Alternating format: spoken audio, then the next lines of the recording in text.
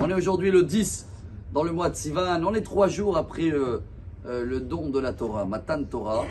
Et si vous remarquez la paracha de cette semaine, qu'on va essayer, qu'elle va nous apporter beaucoup de lumière, parce qu'elle parle de Beralotra et Tannerot, El Moul Pene Menorah.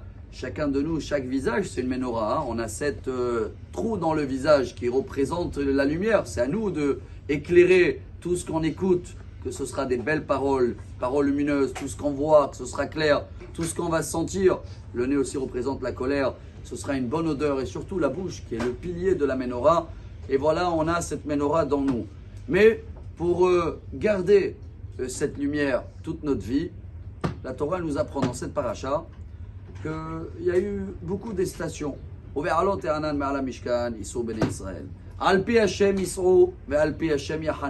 y avait le nuée, et le nuée, quand il s'arrêtait, tout le monde s'arrête dans le désert. Même si l'endroit n'est pas agréable, on ne bouge pas. Combien de temps? On ne sait pas. Jusqu'à que le nuée va bouger. Pourquoi tout ça tout de suite après Matan Torah? Parce que Rashi dit, après qu'on a reçu la Torah, on voulait se sauver. Comme un enfant qui se sauve de l'école. Dès qu'il y a une occasion, alors Dieu il voulait nous apprendre un grand message dans la vie. Il n'y a pas où foncer et il n'y a pas où s'arrêter.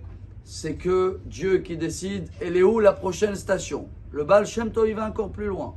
Et il dit, si vous faites le résumé de toute la Torah, vous allez voir qu'on a traversé 42 stations dans le désert.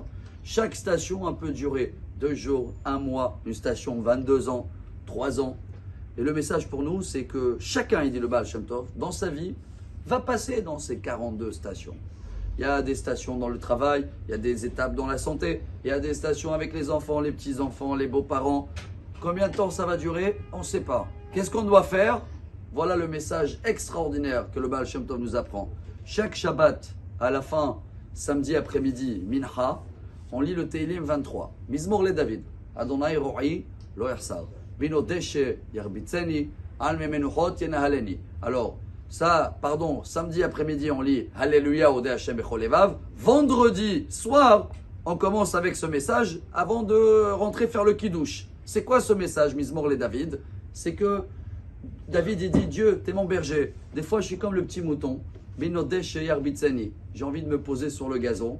Je suis dans une station dans ma vie où tout est beau, tout est fleuri. Et d'un coup, le berger, il arrive avec un bâton et il dit non, Yarbitseni, avance, c'est pas le moment maintenant de dormir sur les lauriers.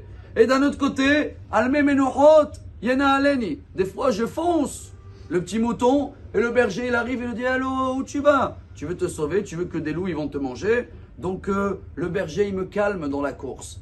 Le roi David, il nous apprend que chaque vendredi, on rentre dans le Shabbat, on remercie Dieu sur toutes les stations qu'on a couru beaucoup dans la semaine ou qu'on avait l'impression qu'on n'a pas beaucoup avancé.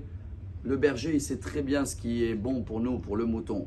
Alors à nous de suivre et de comprendre que si on veut avoir cette lumière dans notre visage, cette menorah, c'est que on avance dans la station selon le rythme de Dieu. Quand il faut avancer et changer de station, Baruch haba. Et quand il faut rester et profiter, alors excellente journée. Amar Rabbi Elazar.